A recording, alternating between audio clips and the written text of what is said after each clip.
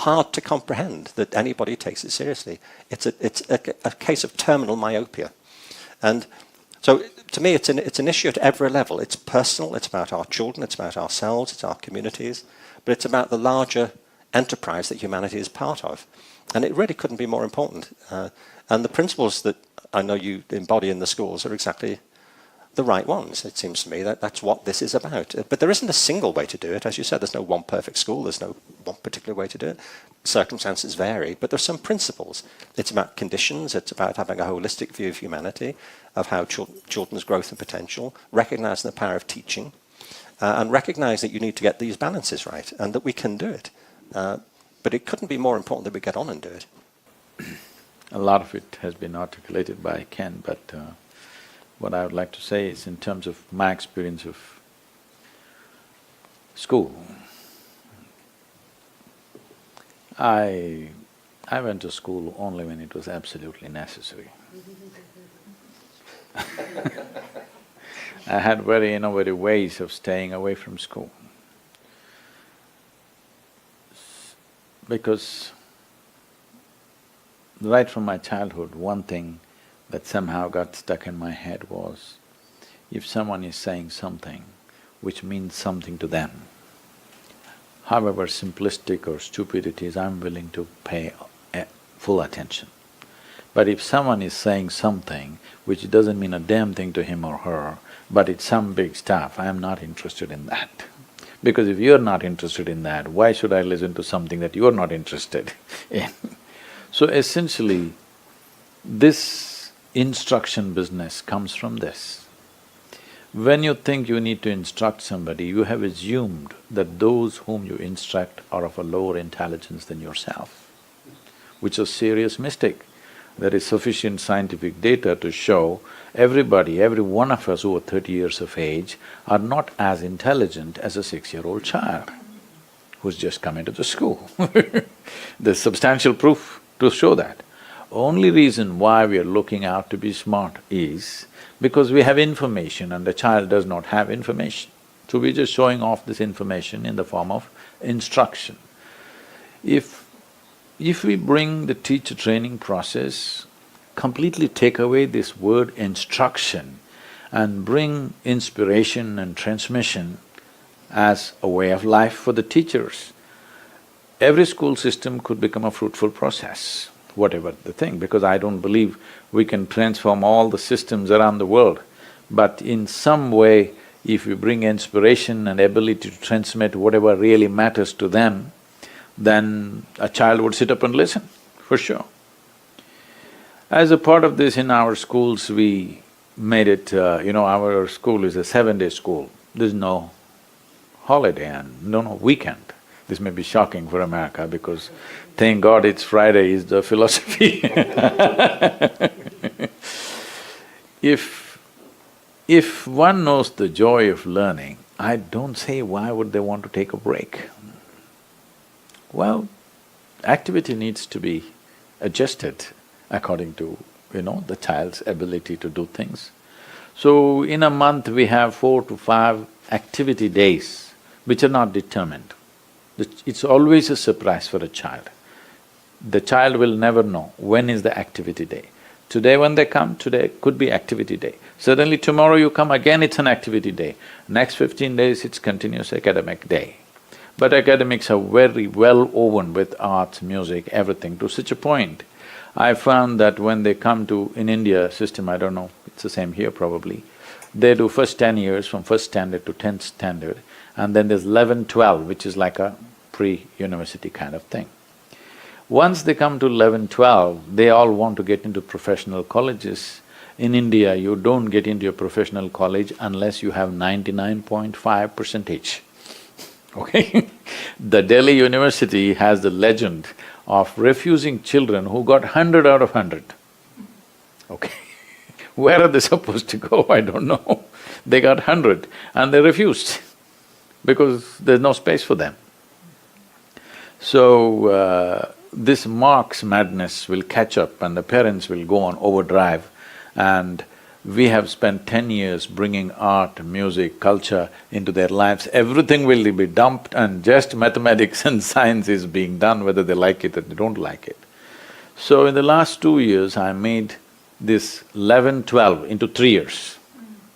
I said, it's 3 years, if you want to come, you come, otherwise you leave it. Because we invested so much in art, music, culture, everything. Now the moment you come to 16 years of age, you drop everything and go into professions. You are a doctor who cannot sing, you're a dangerous doctor, believe me. Yes? You're an engineer who doesn't understand the engineering of your own body, that's why you don't dance. If you did know the engineering of your body, very effortlessly you would know how to move. So, we made this into 2 years, into 3 years. So people said, 1 year later my children will go, my neighbor's children are already in engineering and medicine. I said, this is how it is, this is not a race. Education is not a race. 1 year later, what's your problem? You're not in that condition, he has to earn a living at this age. 1 year later he will go more mature and more complete. So we did this, and the amazing thing is, almost 90% of the parents want their children back in the school. 1 year extra for the same education. But we brought many aspects of leadership, management, business which are not in the curriculum, and above all, music, art, theatre in a big way. And it's working out wonderfully for the children, they're coming out much more rounded out. And when the school started, the first question that came was naturally, me being who I am, because education is not my full-time involvement. So people said, so Sadhguru, you're going to give them a spiritual teaching. I said, spiritual teaching is for the stupid who lost life sense. People like you, I said to the parents. People like you who lost the fundamental life sense, you need a spiritual teaching. If you allow human intelligence, if you know how to nurture human intelligence without influencing it, because teachers think they have to influence, parents think they have to influence, religious teachers, of course, they want to influence. Intelligence need not be influenced, it just needs to be inflamed all the time. But everybody wants to influence. This wanting to influence human intelligence comes from, I think, in these parts of the world, there is a religious thread in the education system of very strong sense of opposites. Something is God, something is devil, something is heaven, something is hell, something is evil, something is good. This is so strongly set up in people's minds. Naturally they want to influence because you think they will join the other party. Like how the two political parties in the country look like two religions as far as I'm concerned, the language that's being used on the news channels. In my perception, the political parties look like two different religions to me, because it is such strong opposites. No, that's not what a democracy was about. Democracy means today you could vote for this, tomorrow you could vote for that. As it was necessary, you would shift. No more shifting, people are already clearly identified, this is me, that is you, finished. Maybe the people were telling me only 6% travels. Next 47%, 94% is fixed as two different religions in the country. This is very much present in the education mechanism, that we have strong sense of opposites. This is where I think there is something that education systems in the world can pick up from the East, where we don't have a strong sense of opposites, because our gods are devils also, our devils are gods also. Somebody who looks like this is… what is beautiful, what is ugly, you cannot determine in the East because everything is one big happening. I think if you want to nurture human intelligence, this strong sense of opposites have to go. There is nobody in this room who is 24 hours good or 24 hours bad, isn't it? You can confess with me, it's okay. Yes. Nobody is 24 hours good or 24 hours bad. It's just when you're conscious, you function in a wonderful way, when you're unconscious, you may do something lousy. This happens to every human being. Now, instead of recognizing that fundamental quality of the human being and how to nurture this, because the basis of our intelligence is just this, that we can do this or that. If you were another creature which doesn't have the same level of intelligence as the human being has, a tiger will only do that, we know exactly what he will do. A hyena will only do that, a buffalo will only do that, it's all fixed. A human being can do just about anything. That is where the intelligence comes in, that an active intelligence would choose an unconscious and a kind of conditioned intelligence will tend to do a certain thing. The purpose of education is to decondition the intelligence so that it becomes an active intelligence, adapting to the situations, doing the right thing for the situations in which we exist, not positions that we have already taken. That is the essence of intelligence. But today, in some way, education system is trying to condition the intelligence this way or that way, because I think there is a strong thread of religion in the background. Though it may not be spoken, I see that everywhere there is a strong sense of opposites, very strong opposites which cannot meet. I wanted to get back to something that you both have said about creativity and curiosity in order to not be too rigid in one way or another. And Sir Ken, you said that curiosity is the engine of achievement.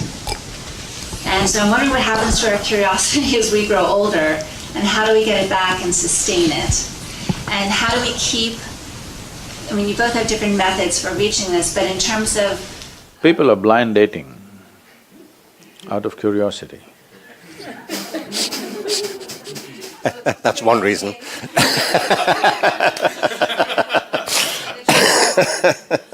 What's that? But in terms of keeping it, if creativity can be valued as literacy is valued, and if curiosity is kind of the fuel to keep us somewhat awake and aware, Yeah. how do we hold on to that as they maybe are even out of school and just continue? I mean, our children inspire us all the time. We learn from them all the time. But as adult learners, I wonder if you can speak to that. Well, yeah, I just want to comment, if I may, first on what Sadhguru says about opposites. I think this is absolutely right. You know,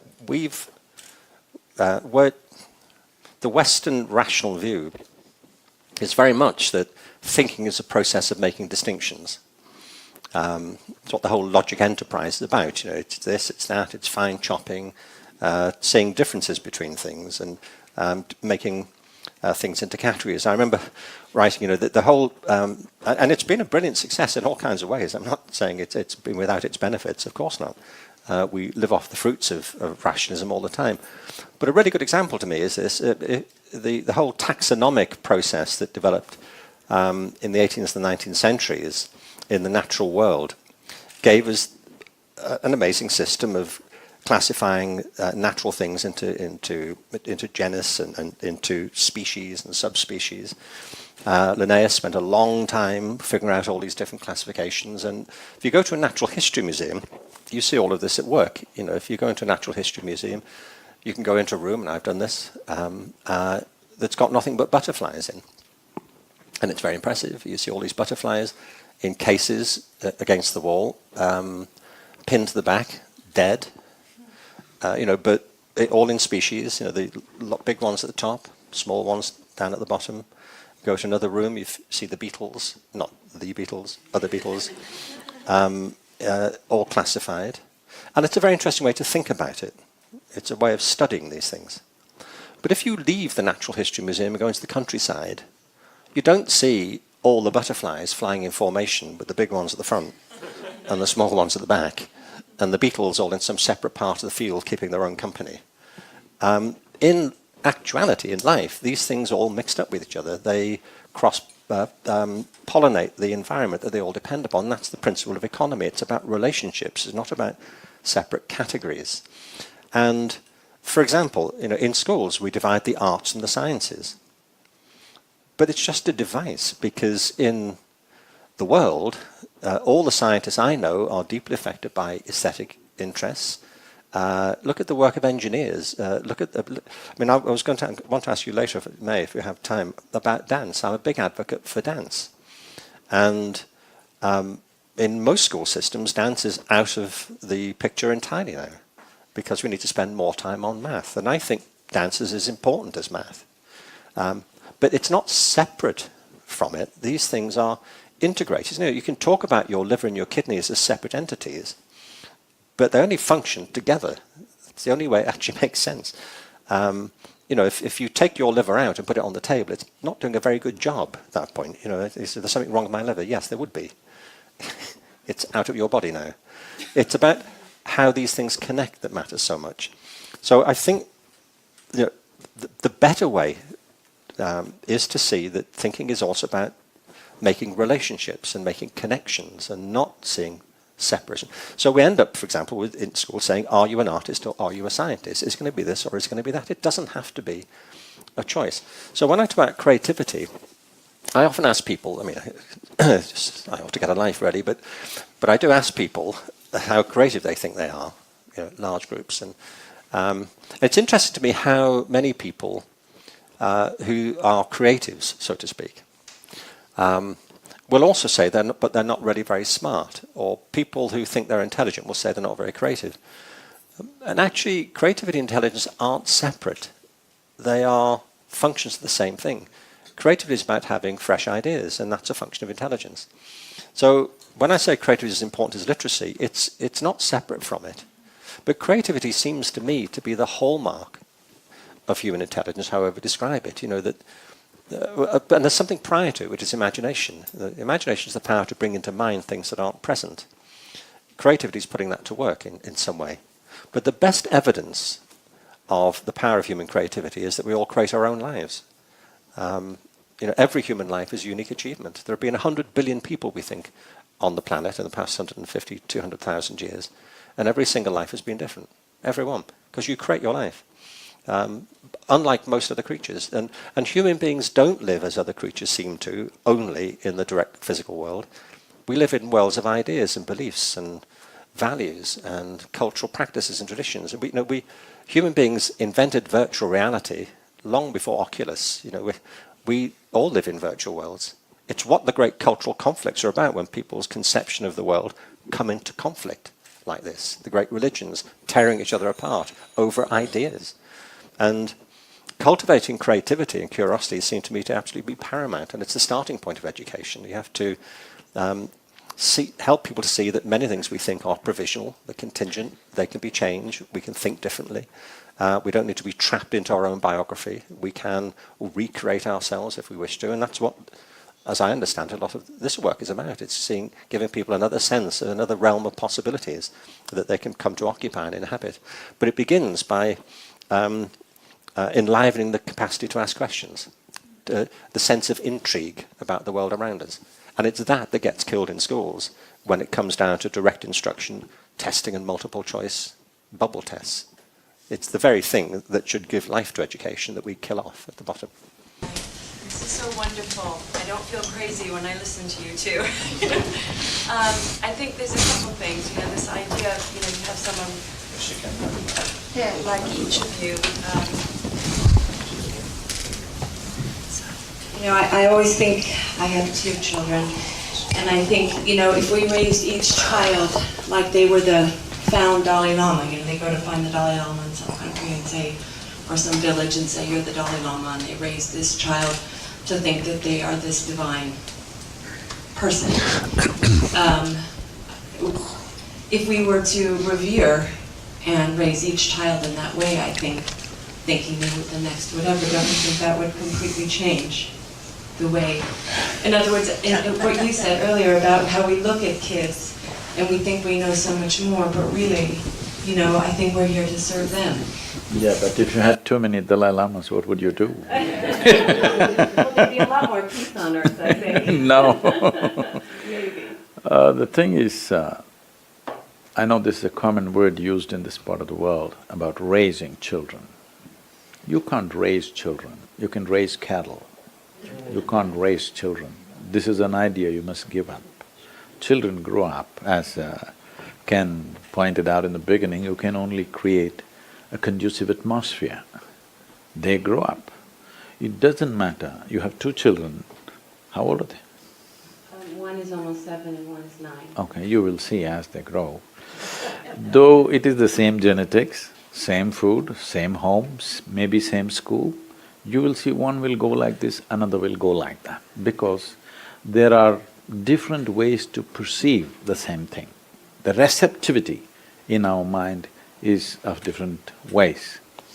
If we have to get into technicality of this, in yoga we recognize 10 dimensions of receptivity.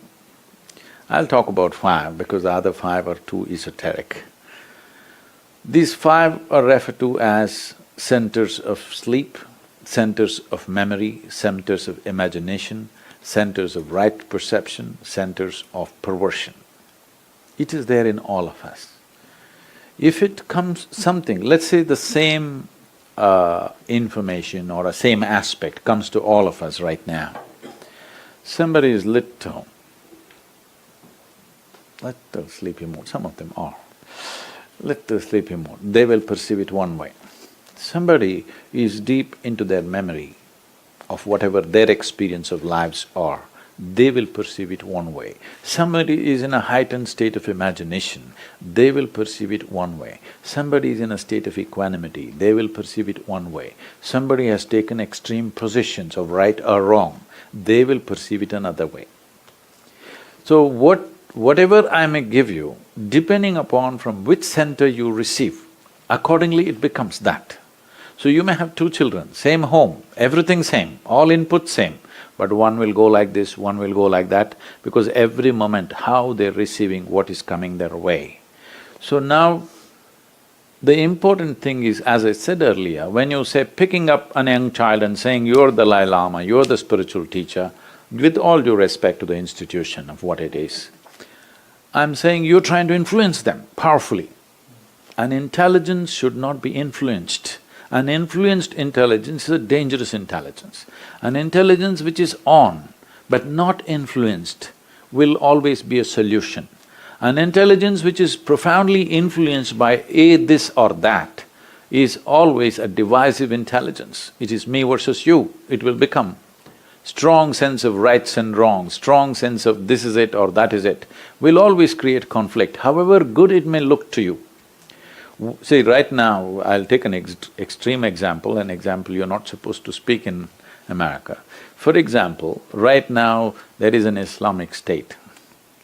We need to look at this in reality, what it is. There is somebody out there who believes in something which is more precious to them than their life. Yes?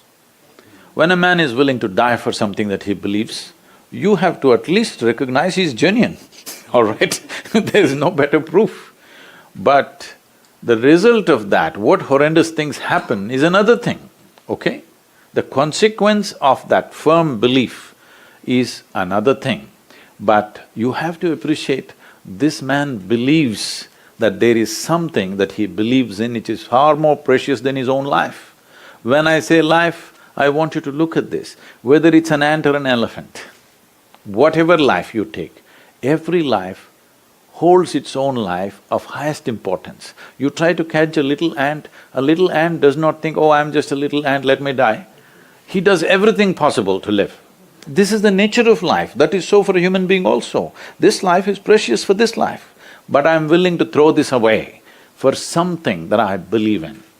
I'm saying the belief is genuine, okay? But the result is horrendous. So if you strongly influence your children, whatever you think is right, don't think the result will be good. I'm not of this generation, and I really appreciate what you're talking about. Something visually apparent you don't have to announce.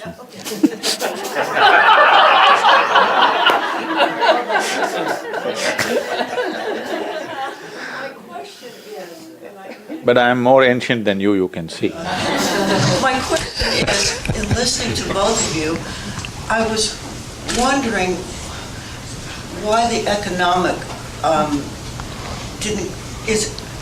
is not part of what perhaps, it's what I feel. I feel children who have economic wealth and more means are able to do the testing, able to go to those private schools, able. And I think that's changing the tenor of education, certainly in our country, and I'm disturbed by it. And I don't know how you guys think about that. There's no question about it. All the figures support that view, that kids from middle class and wealthier backgrounds do better at school, they do better at tests. Kids from impoverished backgrounds do much less well. Non-graduation rates are much higher in impoverished backgrounds, of which there are many more than there used to be. It's true in certain of our African American communities and Hispanic communities. It's also the case that although it'd be wrong to say if you don't graduate from high school, you go to jail, that's not true. Obviously not. People often have wonderful lives. They just didn't happen to finish high school. What is true is a very high proportion of people in jail, actually over 60% of people in the correctional system in America did not complete high school. So there's a very, very considerable and significant economic dimension to all of this. And it's creating a chasm in the country that I think it has to be addressed in an urgent kind of a way. No, but America, prides itself, it keeps telling itself it's the best country in the world. We have to watch this. I mean, I live here. I lived here for 15 years. There's a reason. We like it here a lot. But nobody has a guaranteed place anymore. I mean, when there's a book written about the fate of empires by a guy called Jared Diamond. It's a very good book. It's called Collapse. If there's a problem for Jared, it's that he gives you too much on the cover. He needs to come up with a more elliptic title if he wants to sell copies of his book, I think. What happens to empires? They collapse. We're done, really. He should have called the book, What Does Happen to Empires? Read on. Now, but you see, I'm from England. I'll keep mentioning it from now on, just so that... If in the middle of the 19th century, Britain had the largest empire in human history. That's not jingoism, it's just a matter of historical fact. We had the biggest military program, the biggest economy, the biggest colonial program. If you had gone to the court of Queen Victoria in 1870 and said, this empire will be over within a generation, you'd have been laughed out of the building. But it was. By 1918, we'd lost a generation of people in another foolish war. We were virtually bankrupted by it. In 1939, it all happened again, and in 1945, it was finished. I was born in 1950 in Liverpool, and we played in bomb craters, and we were on rationing. We had powdered orange juice, powdered eggs, and powdered milk on rations from the central government with ration books. That's how I grew up for the first 10 years. It was over, completely gone. It collapsed. Now, what I'm saying is that America is living a dream at the moment, which is that all this is completely sustainable and can carry on in perpetuity. And it won't. I'm not preaching for an empire either, by the way. It's just that America is the most powerful place on the planet at the moment. And it's hemorrhaging generations of children with no economic hope, no purchase on a life that can add up to anything so far, wallowing in all kinds of crime and drug abuse. I'm going to Chicago next week where they have terrible problems with the education system. And to say that this isn't the consequence of America's economic policies is just self-delusional. It's a sort of flagrant disregard of the well-being of the people. That America is being hoisted on its own petard here, economically. With so much wealth concentrated in such a small group of people. And so, I'm not wishing for it, argue for it. I don't wish it on any country. It's just that this is a very serious issue for this country. As we're in this country, we're talking about it. But the good news is, as well, there are lots of wonderful people doing fantastic things. I travel around the country a lot. I'm going to Chattanooga in the morning, and they're doing a whole thing to revive their education. As you were saying, empires, and you talked about England. Well, it was a changing situation in the world, and there was a terrible war and whatever. But empires have closed down without any major disasters like World War II. For example, in India, many empires rose which spread right across subcontinent, and they just closed down by themselves, without any war, without any external interference. And there is a significant, if you look at the thing, there was a time when 36% of the world's economy was India, where everybody wanted to go to India, and one guy made a mistake and landed up here, you know. It's a celebrated mistake. A very wrong perception of which direction is which, all right? He mistook the sunset for sunrise. He went west instead of east. Anyway, but that economy, which was over 30% of the world's economy, just closed down simply because they were doing so well and they decided they need to protect themselves. This was the biggest mistake they did. In trying to protect themselves, what was a very transparent culture, they tried to become little introvert. And they successfully did it, and that just pushed it down completely. Then came the innovations, then came all the other things. But one of the biggest undoing for India is they became introvert, they thought they had to protect themselves. Till then, they never protected themselves, they embraced everything. The moment they thought they have to protect themselves, it started going down. If you protect it, you must understand the wall